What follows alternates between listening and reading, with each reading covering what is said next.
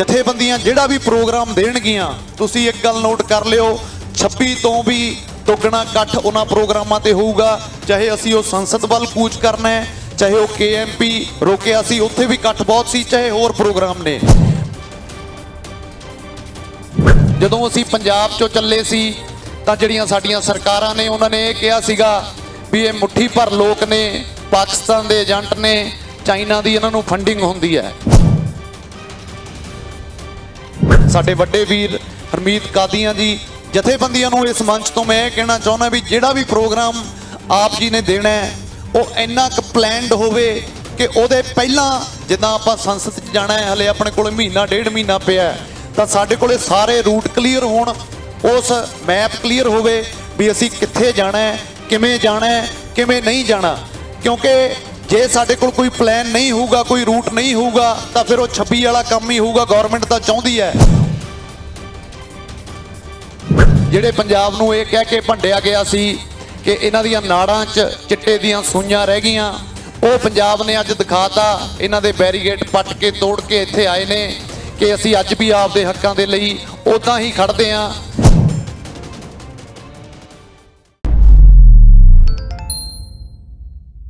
ਪਿਛਲੇ ਲੰਬੇ ਸਮੇਂ ਤੋਂ ਪੰਜਾਬ 'ਚ ਸੰਘਰਸ਼ ਕਰ ਰਹੇ, ਉਦੋਂ ਬਾਅਦ 'ਚ ਸਾਢੇ 4-5 ਮਹੀਨਿਆਂ ਤੋਂ ਦਿੱਲੀ ਦਿਆਂ ਬਾਰਡਰਾਂ ਨੂੰ ਘੇਰੀ ਬੈਠੇ ਮੇਰੇ ਕਿਸਾਨ ਭਰਾ, ਮੇਰੀਆਂ ਭੈਣਾਂ, ਬਜ਼ੁਰਗ ਮਾਤਾਵਾਂ ਜਾਂ ਜਿਹੜੇ ਵੀਰ ਸਾਡੇ ਵਿੱਚੋਂ ਸ਼ਹੀਦ ਹੋ ਗਏ ਇਸ ਅੰਦੋਲਨ ਦੇ ਵਿੱਚ, ਉਹਨਾਂ ਦੀ ਯਾਦ ਵਿੱਚ ਇੱਕ ਹਾਂ ਦਾ ਨਾਰਾ ਬੁਲੰਦ ਕਰੀਏ, ਕਿਸਾਨ ਮਜ਼ਦੂਰ ਏਕਤਾ, ਕਿਸਾਨ ਮਜ਼ਦੂਰ ਏਕਤਾ, ਨੌਜਵਾਨ ਏਕਤਾ, ਸੰਯੁਕਤ ਮੋਰਚਾ। ਉਹਦੇ ਨਾਲ ਅੱਜ ਸਾਡੇ ਖਾਲਸੇ ਦੀ ਸਿਰਜਣਾ ਦਿਵਸ ਹੈ। ਸਾਹਿਬ ਕਮਾਲ 10ਵੇਂ ਪਾਤਸ਼ਾਹ ਸ਼੍ਰੀ ਗੁਰੂ ਗੋਬਿੰਦ ਸਿੰਘ ਸਾਹਿਬ ਨੇ ਅਨੰਦਪੁਰ ਸਾਹਿਬ ਦੀ ਧਰਤੀ ਤੇ ਖਾਲਸਾ ਸਜਾਇਆ। ਪਹਿਲਾਂ 5 ਪਿਆਰੇ ਚੁਣੇ ਤੇ ਉਹਨਾਂ ਨੂੰ ਅੰਮ੍ਰਿਤ ਛਕਾਇਆ ਤੇ ਉਸ ਤੋਂ ਬਾਅਦ 'ਚ ਉਹਨਾਂ ਤੋਂ ਆਪ ਅੰਮ੍ਰਿਤ ਛਕਿਆ ਤੇ ਸਾਡੀ ਜਿਹੜੀ ਕੌਮ ਹੈ ਉਹ ਹੋਂਦ ਦੇ ਵਿੱਚ ਆਈ।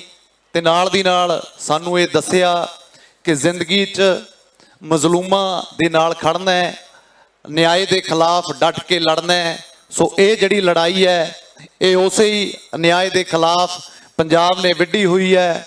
ਲੰਬੇ ਸਮੇਂ ਤੋਂ ਹਰ ਇੱਕ ਵਰਗ 4 ਸਾਲ ਦੇ ਜਵਾਕ ਤੋਂ ਲੈ ਕੇ 90 ਸਾਲ ਦੇ ਬਜ਼ੁਰਗ ਤੱਕ ਹਰ ਇੱਕ ਵਰਗ ਬੜੀ ਸ਼ਿੱਦਤ ਨਾਲ ਇਸ ਅੰਦੋਲਨ ਦੇ ਵਿੱਚ ਡਟਿਆ ਹੋਇਆ, ਆਪਣੀ ਜ਼ਿੰਮੇਵਾਰੀ ਸਮਝਦਾ ਹੋਇਆ। ਕਿਸੇ ਨੂੰ ਇਹ ਨਹੀਂ ਹੁੰਦਾ ਕਿ ਪੰਜਾਬ ਦੇ ਵਿੱਚ ਅਸੀਂ ਹੁਣ ਪਿਛਲੇ ਦਿਨਾਂ 'ਚ ਮਹਾ ਪੰਚਾਇਤਾਂ ਦਾ ਦੌਰ ਚੱਲ ਰਿਹਾ। ਅਸੀਂ ਪਹਿਲਾਂ ਦੇਖਦੇ ਹੁੰਦੇ ਸੀ ਕਿ ਕਿਸੇ ਲੀਡਰ ਨੇ ਜੇ ਰੈਲੀ ਕਰਨੀ ਹੈ ਤਾਂ ਉਹ ਮਹੀਨਾ ਪਹਿਲਾਂ ਮਿੰਨਤਾਂ ਕਰਨ ਲੱਗ ਜਾਂਦਾ ਕਿ ਆਓ ਯਾਰ ਇਕੱਠ ਕਰੀਏ, ਅੱਜ ਫਲਾਣੀ ਮੇਰੇ ਉੱਥੇ ਲੀਡਰ ਨੇ ਆਉਣਾ, ਅੱਜ ਮੇਰੇ ਨਾਲ ਚੱਲੋ। ਪਰ ਇਹ ਜਿਹੜੀਆਂ ਮਹਾ ਪੰਚਾਇਤਾਂ ਹੋ ਰਹੀਆਂ ਨੇ ਉਹਨਾਂ ਦੇ ਵਿੱਚ 20-20 ਹਜ਼ਾਰ ਬੰਦਾ ਆਪ ਮੁਹਾਰੇ ਪਹੁੰਚ ਰਿਹਾ। ਇੱਥੋਂ ਇਹ ਸ਼ਿੱਦਤ ਨਜ਼ਰ ਆਉਂਦੀ ਹੈ ਕਿ ਇਹਨਾਂ ਬਿੱਲਾਂ ਦੇ ਖਿਲਾਫ ਕਿੰਨਾ ਰੋਸ ਹੈ, ਕਿੰਨਾ ਵਿਰੋਧ ਹੈ। ਕਿਉਂਕਿ ਸਿੱਧੇ ਜਾਂ ਸਿੱਧੇ ਤੌਰ ਤੇ ਖੇਤੀ ਦੇ ਨਾਲ 80% ਲੋਕ ਜੁੜੇ ਹੋਏ ਨੇ।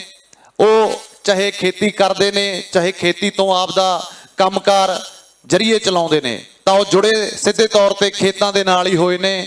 ਜੇ ਇਹ ਬਿੱਲ ਗਵਰਨਮੈਂਟ ਪਾਸ ਕਰ ਦਿੰਦੀ ਹੈ ਤਾਂ ਮੈਨੂੰ ਲੱਗਦਾ ਵੀ ਇਸ ਮੁਲਕ ਦੇ ਵਿੱਚ ਭੁੱਖਮਰੀ ਵਰਗੀਆਂ ਭਿਆਨਕ ਬਿਮਾਰੀਆਂ ਸੰਕੇਤ ਆਉਣ ਦਾ ਵੀ ਖਤਰਾ ਹੈ। ਤਾਂ ਕਰਕੇ ਇਹਨਾਂ ਦੇ ਵਿਰੋਧ ਦੇ ਵਿੱਚ ਹਰ ਇੱਕ ਵਰਗ ਹੈ ਜਿਹੜਾ ਬੜਾ ਸੰਜੀਦਗੀ ਨਾਲ ਡਟਿਆ ਹੋਇਆ ਹੈ।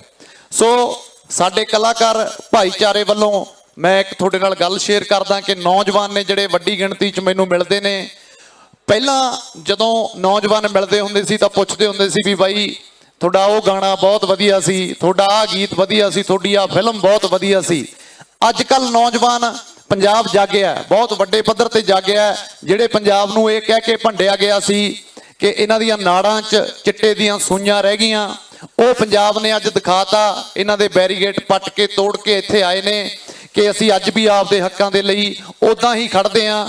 ਤਾਂ ਉਹ ਨੌਜਵਾਨ ਪੁੱਛਦੇ ਨੇ ਬਾਈ ਹੁਣ ਅੰਦੋਲਨ ਦਾ ਅੱਗੇ ਕੀ ਬਣੂਗਾ, ਕਦੋਂ ਕੋਈ ਜਥੇਬੰਦੀਆਂ ਵੱਲੋਂ ਪ੍ਰੋਗਰਾਮ ਆਊਗਾ, ਉਹਦੇ ਤੇ ਅਸੀਂ ਕਦੋਂ ਕਿਵੇਂ ਪਹੁੰਚਾਂਗੇ, ਤੁਹਾਡੇ ਕੀ ਪਲਾਨ ਨੇ। ਇੱਥੋਂ ਇਹ ਪਤਾ ਲੱਗਦਾ ਹੈ ਕਿ ਹਰ ਇੱਕ ਵਰਗ ਹੈ ਜਿਹੜਾ ਉਹ ਫਿਕਰਮੰਦ ਹੈ। ਜਦੋਂ ਅਸੀਂ ਪੰਜਾਬ ਚੋਂ ਚੱਲੇ ਸੀ ਤਾਂ ਜਿਹੜੀਆਂ ਸਾਡੀਆਂ ਸਰਕਾਰਾਂ ਨੇ ਉਹਨਾਂ ਨੇ ਇਹ ਕਿਹਾ ਸੀਗਾ ਵੀ ਇਹ ਮੁੱਠੀ ਭਰ ਲੋਕ ਨੇ, ਪਾਕਿਸਤਾਨ ਦੇ ਏਜੰਟ ਨੇ, ਚਾਈਨਾ ਦੀ ਇਹਨਾਂ ਨੂੰ ਫੰਡਿੰਗ ਹੁੰਦੀ ਹੈ। ਤਾਂ ਪੰਜਾਬ ਤੁਰ ਪਿਆ, ਨਾਲ ਹਰਿਆਣਾ ਲੈ ਲਿਆ, ਬੈਰੀਗੇਡ ਤੋੜਦੇ ਹੋਏ ਜਦੋਂ ਦਿੱਲੀ ਪਹੁੰਚੇ ਆ। ਅੱਜ ਕਈ ਵਾਰੀ ਕਈ ਵੀਰ ਕਾਲੇ ਪੈ ਜਾਂਦੇ ਨੇ ਵੀ ਯਾਰ ਇੱਕ ਦੋ ਘਟਨਾਵਾਂ ਵਾਪਰੀਆਂ ਜਦੋਂ ਐਡੇ ਐਡੇ ਅੰਦੋਲਨ ਚੱਲਦੇ ਨੇ, ਸੁਭਾਵਿਕ ਤੌਰ ਤੇ ਉਹਨਾਂ ਦੇ ਵਿੱਚ ਉਤਰਾ ਚੜਾ ਆਉਣੇ ਜ਼ਰੂਰੀ ਨੇ, ਇਹ ਅੰਦੋਲਨ ਦਾ ਹੀ ਹਿੱਸਾ ਹੁੰਦਾ ਹੈ। ਪਰ ਕਈ ਵਾਰੀ ਕਈ ਲੋਕ ਘਬਰਾ ਜਾਂਦੇ ਨੇ ਵੀ ਬਾਈ ਹੁਣ ਅੱਗੇ ਕੀ ਬਣੂਗਾ, ਪਤਾ ਨਹੀਂ ਕੀ ਹੋਊਗਾ। ਮੈਂ ਇਹ ਦੱਸ ਦੇਣਾ ਚਾਹੁੰਦਾ ਕਿ 4 ਜਾਂ 5 ਮਹੀਨਿਆਂ ਦੇ ਵਿੱਚ ਵਿੱਚ ਇਸ ਅੰਦੋਲਨ ਨੇ ਐਡੀਆਂ ਵੱਡੀਆਂ ਵੱਡੀਆਂ ਪ੍ਰਾਪਤੀਆਂ ਕਰ ਲਈਆਂ ਪੂਰੀ ਦੇਸ਼ ਦੁਨੀਆ ਦੇ ਵਿੱਚ। ਜਿਨ੍ਹਾਂ ਲੋਕਾਂ ਨੂੰ ਕਿਸਾਨ ਸ਼ਬਦ ਦਾ ਨਹੀਂ ਪਤਾ ਸੀ, ਅੱਜ ਉਹਨਾਂ ਨੂੰ ਪਤਾ ਹੈ ਕਿ ਕਿਸਾਨ ਕੀ ਚੀਜ਼ ਹੈ। ਆਪਦੇ ਹੱਕਾਂ ਦੇ ਲਈ ਏਸ਼ੀਆ ਦੇ ਵਿੱਚ ਭਾਰਤ ਹੈ ਜਿਹੜਾ ਉਹ ਡਟਿਆ ਹੋਇਆ ਹੈ। ਗੋਰੇ ਵੀ ਫਿਕਰਮੰਦ ਨੇ। ਕਿੰਨੀਆਂ ਮੁਲਕਾਂ ਦੀਆਂ ਪਾਰਲੀਮੈਂਟਾਂ ਦੇ ਵਿੱਚ ਇਹਨਾਂ ਬਿੱਲਾਂ ਦੇ ਉੱਤੇ ਬਹਿਸ ਹੋ ਚੁੱਕੀ ਹੈ। ਇਹ ਸਾਡੀ ਜਿੱਤ ਹੈ। ਜਦੋਂ ਉੱਥੋਂ ਟਰਾਲੀਆਂ ਚੋਂ ਪੰਜਾਬ ਚੋਂ ਚੱਲੇ ਸੀ ਤਾਂ 6-6 ਮਹੀਨੇ ਦਾ ਰਾਸ਼ਨ ਅਸੀਂ ਰੱਖ ਕੇ ਚੱਲੇ ਸੀ। ਹਲੇ ਮੈਨੂੰ ਲੱਗਦਾ 6 ਮਹੀਨੇ ਪੂਰੇ ਨਹੀਂ ਹੋਏ। ਤੇ ਦੁਨੀਆ ਦਾ ਕੋਈ ਬੰਦਾ ਨਹੀਂ ਐਸਾ ਜਿਹਨੂੰ ਇਸ ਅੰਦੋਲਨ ਦੇ ਬਾਰੇ ਨਾ ਪਤਾ ਹੋਵੇ। ਵੱਡੇ ਤੋਂ ਵੱਡਾ ਬੁੱਧੀਜੀਵੀ, ਵੱਡੇ ਤੋਂ ਵੱਡਾ ਫਨਕਾਰ, ਕੱਲੇ ਭਾਰਤ ਦਾ ਨਹੀਂ, ਭਾਰਤ ਵਾਲੇ ਤਾਂ ਚਲੋ ਸਾਡੀ ਇਹ ਤਰਾਸਦੀ ਹੈ। ਜਿਨ੍ਹਾਂ ਲੋਕਾਂ ਨੂੰ ਅਸੀਂ ਆਪਣਾ ਰੋਲ ਮਾਡਲ ਮੰਨਦੇ ਹਾਂ, ਜਿਨ੍ਹਾਂ ਨੂੰ ਅਸੀਂ ਸਟਾਰ ਮੰਨਦੇ ਹਾਂ, ਜਿਨ੍ਹਾਂ ਨੂੰ ਹੁੱਬ ਕੇ ਜਿਨ੍ਹਾਂ ਦਾ ਨਾਂ ਲੈਂਦੇ ਆ, ਕਹਿੰਦੇ ਆ ਵੀ ਇਹ ਬਾਲੀਵੁੱਡ 'ਚ ਚਲੇ ਗਏ, ਪੰਜਾਬੀ ਹੈ, ਉਹਨਾਂ ਦੇ ਮੂੰਹੋਂ ਇੱਕ ਫੁੱਟਿਆ ਸ਼ਬਦ ਇਸ ਅੰਦੋਲਨ ਦੇ ਲਈ ਨਹੀਂ ਨਿਕਲਿਆ। ਪਰ ਜਿਹੜੇ ਗੋਰੇ ਨੇ, ਜਿਹੜੇ ਨਿਆਏ ਪਸੰਦ ਲੋਕ ਨੇ, ਇਨਸਾਨੀਅਤ ਨੂੰ ਪਿਆਰ ਕਰਦੇ ਨੇ, ਉਹ ਆ ਕੇ ਸਾਡੇ ਪੱਖ ਦੇ ਵਿੱਚ ਖੜੇ। ਇਹ ਇਸ ਅੰਦੋਲਨ ਦੀ ਇੱਕ ਵੱਡੀ ਜਿੱਤ ਹੈ। ਕਈ ਵਾਰੀ ਨੌਜਵਾਨ ਵੀਰ ਨੇ ਜਿਹੜੇ ਉਹ ਥੋੜਾ ਜਿਹਾ ਤੱਤਾ ਪ੍ਰੋਗਰਾਮ ਭਾਲਦੇ ਹੁੰਦੇ ਆ ਵੀ, ਕਿਉਂਕਿ ਜੇ ਗੱਲ ਸਮਝਦਾਰੀ ਦੀ ਕਰੀਏ, ਠਰਮੇ ਦੀ ਕਰੀਏ ਤਾਂ ਉਹ ਲੰਬਾ ਅਸਰ ਉਸ ਗੱਲ ਦਾ ਹੁੰਦਾ। ਜੇ ਅੱਜ ਇੱਥੇ ਤੱਤੇ ਨਾਰੇ ਲਾਈਏ ਜਾਂ ਇੱਕਦਮ ਕੋਈ ਤੱਤੀਆਂ ਗੱਲਾਂ ਕਰੀਏ, ਨੌਜਵਾਨਾਂ ਨੂੰ ਥੋੜੇ ਟਾਈਮ ਦੇ ਲਈ ਉਹ ਗੱਲਾਂ ਚੰਗੀਆਂ ਲੱਗ ਸਕਦੀਆਂ ਨੇ, ਪਰ ਜਿਹੜੇ ਉਹਦੇ ਆਉਣ ਵਾਲੇ ਸਿੱਟੇ ਨੇ ਉਹ ਬਹੁਤ ਖਤਰਨਾਕ ਹੁੰਦੇ ਨੇ। ਉਹ ਥੋੜੇ ਸਮੇਂ ਦੇ ਵਿੱਚ ਸਿਮਟ ਜਾਂਦੇ ਨੇ। ਸੋ ਅਗਲੇ ਜਿਹੜੇ ਵੀ ਪ੍ਰੋਗਰਾਮ ਨੇ, ਇਹ ਯਕੀਨਨ ਹੈ ਕਿ ਇਹ ਜੰਗ ਅਸੀਂ ਜਿੱਤਾਂਗੇ, ਇਹ ਬਿੱਲ ਰੱਦ ਹੋਣਗੇ। ਸਾਡੇ ਕੋਲ ਹੋਰ ਕੋਈ ਚਾਰਾ ਨਹੀਂ ਹੈਗਾ, ਕਿਉਂਕਿ ਗੌਰਮੈਂਟਾਂ ਨੇ ਕਦੇ ਵੀ ਕਿਸਾਨਾਂ ਨੂੰ ਉਸ ਲੈਵਲ ਦੀ ਕੋਈ ਸਹੂਲਤ ਨਹੀਂ ਦਿੱਤੀ। ਨਾ ਤਾਂ ਕਿਸਾਨ ਦੇ ਪੁੱਤ ਵਾਸਤੇ ਕੋਈ ਨੌਕਰੀ ਹੈ, ਨਾ ਕੋਈ ਹੋਰ ਕੰਮਕਾਰ ਗੌਰਮੈਂਟਾਂ ਦਿੰਦੀਆਂ ਨੇ। ਤਾਂ ਲੈ ਦੇ ਕੇ ਸਾਡੇ ਕੋਲ ਕੱਲੀ ਖੇਤੀ ਹੀ ਰਹਿ ਜਾਂਦੀ ਹੈ। ਖੇਤੀ ਨੂੰ ਵੀ ਜੇ ਦੇਖ ਲਈਏ, ਕੋਈ ਇਹ ਪ੍ਰੋਫਿਟੇਬਲ ਮੈਨੂੰ ਲੱਗਦਾ ਕੰਮ ਅੱਜ ਦੀ ਰੇਟ 'ਚ ਨਹੀਂ ਰਿਹਾ। ਪਰ ਜ਼ਿਮੀਂਦਾਰਾਂ ਦਾ ਕੀ ਹੈ ਕਿ ਨਾਲ 2-4 ਮੱਝਾਂ ਰੱਖ ਲੀਆਂ, ਨਾਲ ਕੱਖ ਬੀਜ ਲਏ, ਤੂੜੀ ਬਚ ਗਈ, ਕਣਕ ਉੱਤੇ ਨਵੀਆਂ ਲਿਮਟਾਂ ਨਵੀਆਂ ਪੁਰਾਣੀਆਂ ਹੋ ਗਈਆਂ, ਆਈ ਚਲਾਈ ਸਾਡਿਆਂ ਪਰਿਵਾਰਾਂ ਦੀ ਚੱਲੀ ਜਾਂਦੀ ਹੈ। ਜੇ ਅਸੀਂ ਕਹਿ ਦਈਏ ਵੀ ਸਾਨੂੰ ਲੱਖਾਂ ਦੀ ਇਹਦੇ ਚੋਂ ਇਨਕਮ ਹੁੰਦੀ ਹੈ, ਉਹ ਨਹੀਂ ਹੁੰਦੀ। ਹੁਣ ਤਾਂ ਇਹ ਰੋਜ਼ੀ ਰੋਟੀ ਦਾ ਸਵਾਲ ਹੈ। ਜੇ ਕੋਈ ਨਹੀਂ ਵੀ ਕੋਈ ਸਰਕਾਰੀ ਨੌਕਰੀ ਲੱਗਿਆ, ਜਿਹਦੇ ਕੋਲ 2-4 ਕਿੱਲੇ ਜ਼ਮੀਨ ਦੇ ਨੇ, ਨਾਲ 2-4 ਮੈਸਾਂ ਰੱਖ ਲੈਂਦਾ, ਸ਼ਹਿਰ ਨੇੜੇ ਪੈ ਜਾਂਦਾ, ਦੁੱਧ ਪਾ ਲੈਂਦਾ, ਰੁਜ਼ਗਾਰ ਤੋਰੀ ਜਾਂਦਾ। ਜੇ ਗੌਰਮੈਂਟ ਇਹ ਬਿੱਲ ਲਾਗੂ ਕਰਕੇ ਉਹ ਜ਼ਮੀਨਾਂ ਵੀ ਸਾਡੇ ਤੋਂ ਖੋਹ ਕੇ ਲੈ ਗਈ ਤਾਂ ਫਿਰ ਸਾਡਾ ਮਸਲਾ ਹੈ ਜਿਹੜਾ ਰੋਜ਼ੀ ਰੋਟੀ ਦਾ ਬਣ ਜਾਣਾ। ਫਿਰ ਸਾਡੇ ਕੋਲ ਪਿੱਛੇ ਕੁਝ ਵੀ ਨਹੀਂ ਰਹਿਣਾ।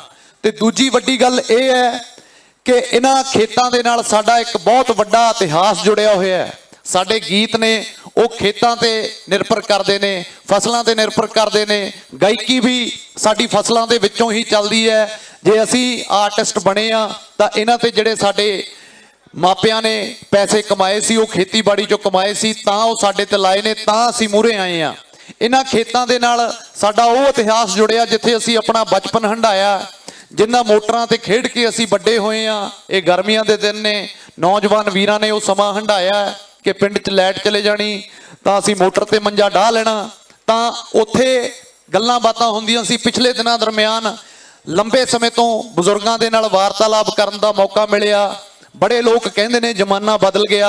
ਹੁਣ ਲੋਕ ਉਹ ਨਹੀਂ ਰਹੇ, ਜ਼ਮਾਨਾ ਨਹੀਂ ਬਦਲਿਆ, ਲੋਕ ਵੀ ਉਹੀ ਨੇ। ਚਲੋ ਸਮੇਂ ਦੇ ਨਾਲ ਚੱਲਣਾ ਇੱਕ ਬਹੁਤ ਚੰਗੀ ਗੱਲ ਹੈ, ਪਰ ਮੈਨੂੰ ਲੱਗਦਾ ਕਿਤੇ ਨਾ ਕਿਤੇ ਅਸੀਂ ਆਪ ਟੈਕਨੋਲੋਜੀ ਦੇ ਗੁਲਾਮ ਹੋ ਗਏ। ਇੱਕ ਪਰਿਵਾਰ 'ਚ 7 ਮੈਂਬਰ ਨੇ ਤੇ 7 ਦੇ ਹੱਥਾਂ 'ਚ 8 ਮੋਬਾਈਲ ਹੋਣਗੇ, 10 ਵੀ ਹੋ ਜਾਣਗੇ। ਕਈ ਤਾਂ 2-2 3-3 ਵੀ ਰੱਖੀ ਬੈਠੇ ਹੈ। ਜੇ ਡਰਾਇੰਗ ਰੂਮ ਦੇ ਵਿੱਚ ਬੈਠੇ ਹੈ ਤਾਂ ਇੱਕ ਦੂਜੇ ਨਾਲ ਗੱਲ ਨਹੀਂ ਕਰਨਗੇ, ਮੋਬਾਈਲ ਦੇ ਵਿੱਚ ਬੜੇ ਰਹਿਣਗੇ। ਕਿਤੇ ਨਾ ਕਿਤੇ ਸਾਡੇ ਦੇ ਵਿੱਚ ਆਪਣੀਆਂ ਸਾਡੀਆਂ ਕਮੀਆਂ ਨੇ। ਅਸੀਂ ਆਪਣੇ ਬਜ਼ੁਰਗਾਂ ਦੀਆਂ ਗੱਲਾਂ ਸੁਣਨੀਆਂ ਘੱਟ ਕਰਤੀਆਂ। ਪਿਛਲੇ ਦਿਨਾਂ ਦਰਮਿਆਨ ਜਦੋਂ ਕਿਸਾਨੀ ਸੰਘਰਸ਼ ਦੇ ਵਿੱਚ ਗਏ ਆ, ਬਹੁਤ ਬਜ਼ੁਰਗਾਂ ਨੂੰ ਮਿਲਣ ਦਾ ਮੌਕਾ ਮਿਲਿਆ, ਉਹਨਾਂ ਦੀਆਂ ਗੱਲਾਂ ਸੁਣਨ ਦਾ ਮੌਕਾ ਮਿਲਿਆ।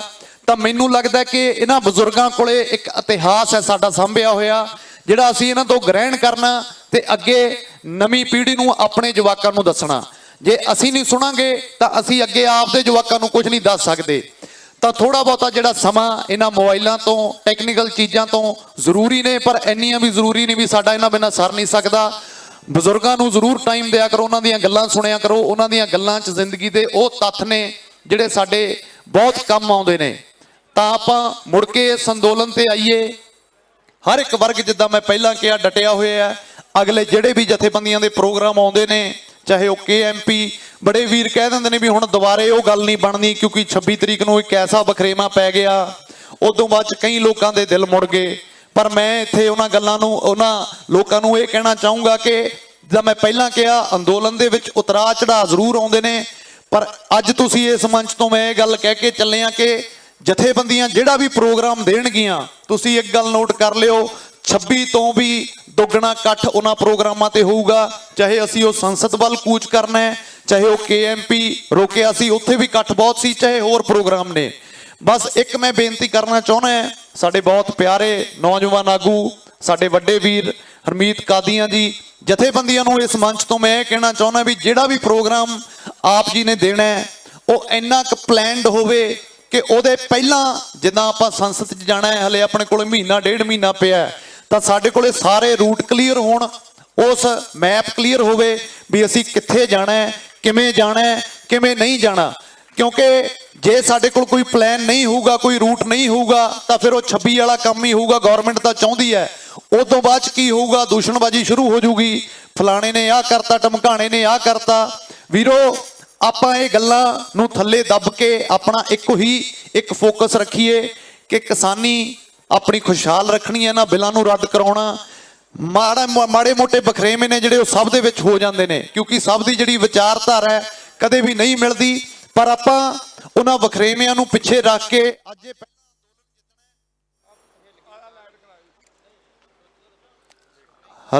ਹਾਂਜੀ, ਪਹਿਲਾਂ ਆਪਾਂ ਇਹ ਅੰਦੋਲਨ ਜਿੱਤਣਾ ਹੈ, ਉਸ ਤੋਂ ਬਾਅਦ ਜਿਹੜੇ ਮਾਨ ਮਟੋਬ ਮਾੜੇ ਮੋਟੇ ਹੈਗੇ ਨੇ ਉਹ ਸਾਰੇ ਕਲੀਅਰ ਹੋ ਜਾਣਗੇ।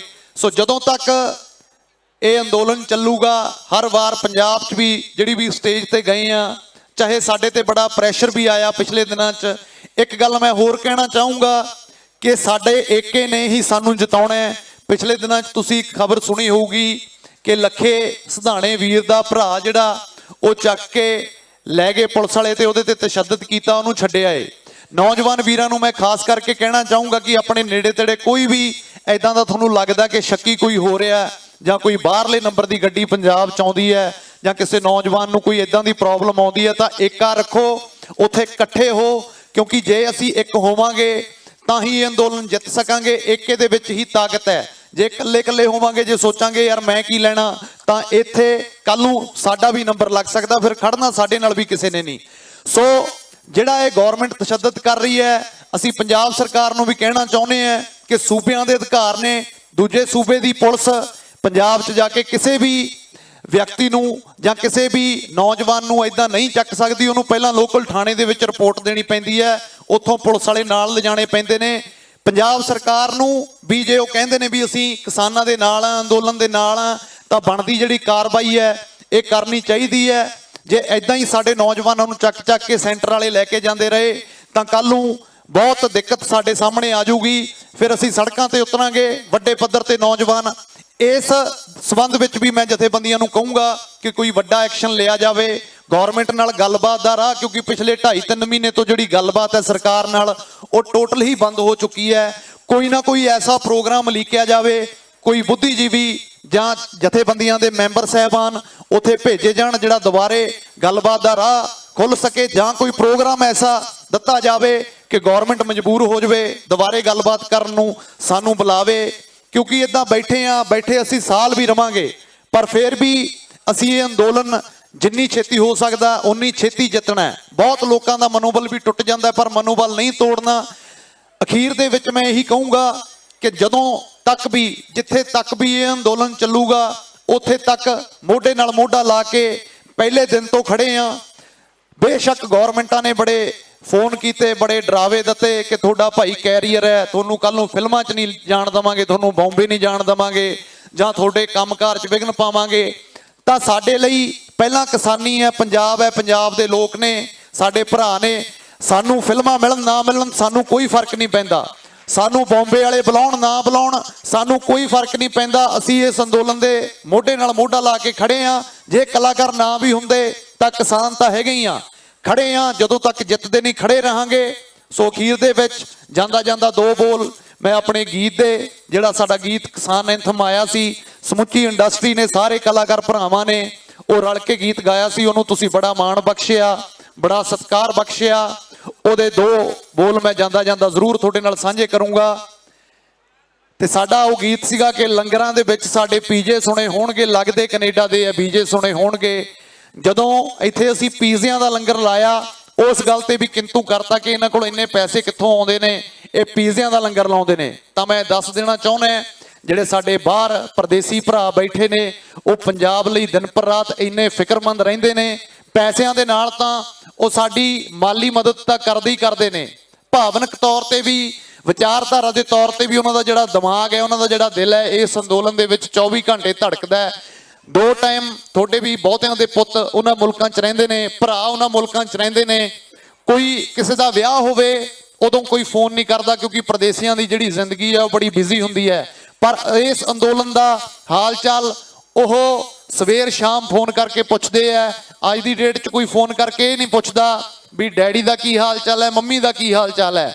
ਪਹਿਲਾਂ ਸਾਡੇ ਭਰਾ ਬਾਹਰੋਂ ਫੋਨ ਕਰਦੇ ਨੇ, ਭੈਣਾਂ ਫੋਨ ਕਰਦੀਆਂ ਨੇ, ਉਹ ਇਹ ਪੁੱਛਦੀਆਂ ਨੇ ਵੀ ਭਾਈ ਅੰਦੋਲਨ ਦੇ ਵਿੱਚ ਕੀ ਬਣ ਰਿਹਾ ਹੈ। ਸਾਡੇ ਵੱਡੇ ਨੇ ਬਹੁਤ ਉੱਥੇ, ਉਹਨਾਂ ਦੇ ਫੋਨ ਆਉਂਦੇ ਨੇ, ਉਹ ਪੁੱਛ ਰਹੇ ਨੇ ਕਿ ਕਿਸੇ ਹੱਦ ਤੱਕ ਗੱਲ ਲੱਗੂਗੀ, ਅਸੀਂ ਕਿੱਥੇ ਤੱਕ ਪਹੁੰਚੇ ਹਾਂ।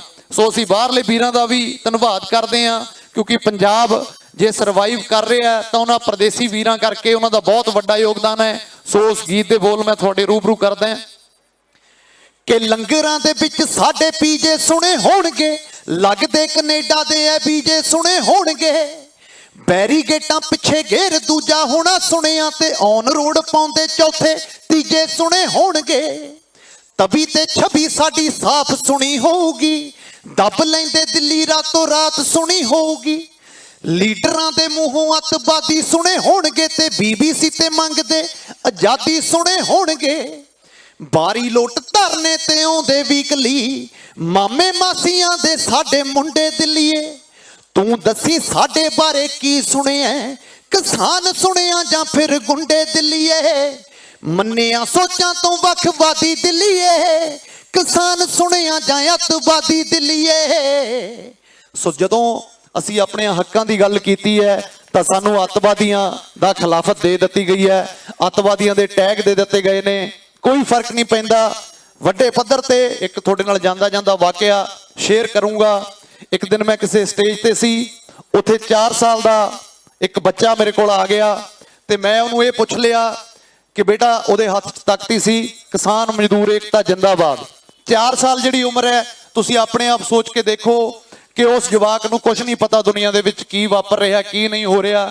ਜਾਂ ਤਾਂ ਉਹਨੂੰ ਆਪਣਾ ਮਾਂ ਕਹਿਣਾ ਆਉਂਦਾ ਹੈ, ਜਾਂ ਉਹਨੂੰ ਕੋਈ ਆਪਾਂ ਟੌਫੀ ਦੇ ਦੀ, ਉਹਨੂੰ ਉਹਦਾ ਲਾਲਚ ਹੁੰਦਾ ਹੈ। ਮੈਂ ਉਸ ਬੱਚੇ ਨੂੰ ਪੁੱਛਿਆ ਕਿ ਜਿਹੜੀ ਇਹ ਤਖਤੀ ਤੇਰੇ ਹੱਥ ਦੇ ਵਿੱਚ ਫੜੀ ਹੈ, ਤੈਨੂੰ ਇਸ ਦਾ ਮਤਲਬ ਪਤਾ ਕੀ ਹੈ? ਉਹ ਕਹਿੰਦਾ ਹਾਂ, ਇੱਕ ਮੋਦੀ ਨਾਂ ਦਾ ਕੋਈ ਬੰਦਾ ਜਿਹੜਾ ਸਾਡੀਆਂ ਜ਼ਮੀਨਾਂ ਖੋਹ ਰਿਹਾ। ਸੋ ਇਹ ਮਾਨਸਿਕਤਾ ਅੱਜ ਪੰਜਾਬ ਦੇ ਛੋਟੇ ਛੋਟੇ ਜਵਾਕਾਂ ਤੋਂ ਲੈ ਕੇ ਵੱਡਿਆਂ ਬਜ਼ੁਰਗਾਂ ਤੱਕ ਵੀ, ਬੜੇ ਵੀਡੀਓ ਵਾਇਰਲ ਹੁੰਦੇ ਨੇ ਸੋਸ਼ਲ ਮੀਡੀਆ ਤੇ।